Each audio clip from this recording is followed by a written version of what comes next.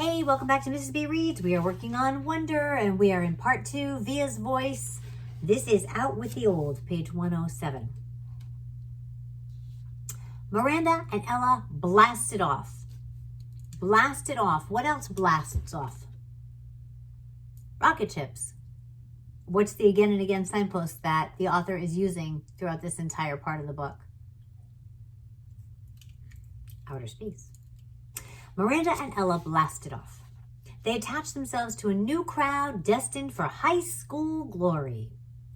After a week of painful lunches where all they would do was talk about people that didn't interest me, I decided to make a clean break for it. They asked no questions. I told no lies. We just went our separate ways. I didn't even mind after a while. I stopped going to lunch for about a week, though, to make the transition easier to avoid the fake, "Oh, shoot, there's no room for you at the table, Olivia." It was easier just to go to the library and read. I finished War and Peace in October. It was amazing. Now, if you don't know what War and Peace is, please go and look it up, because to be a well-educated citizen of the world, you need to know what this is, okay? Plus, to understand the author's references to it, you need to look it up. I finished War and Peace in October.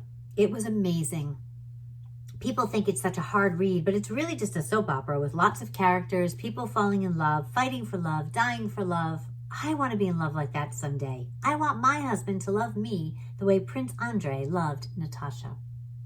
I ended up hanging out with a girl named Eleanor, who I'd known from my days at PS22, though we'd gone to different middle schools. Eleanor had always been a really smart girl, a little bit of a crybaby back then, but nice. I'd never realized how funny she was. Not laugh out loud daddy funny, but full of great quips.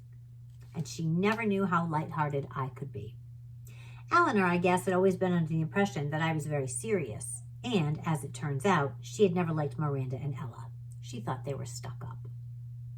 I gained entry through Eleanor to the smart kids table at lunch. It was a larger group than I'd been accustomed to hanging out with, and a more diverse crowd.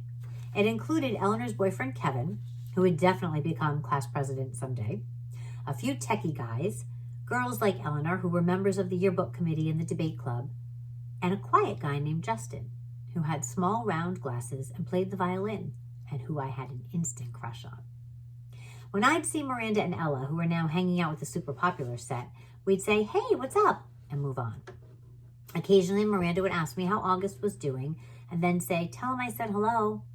This I never did, not to spite Miranda, but because August was in his own world these days. There were times at home that we never crossed paths. Don't forget to like and subscribe. Thanks.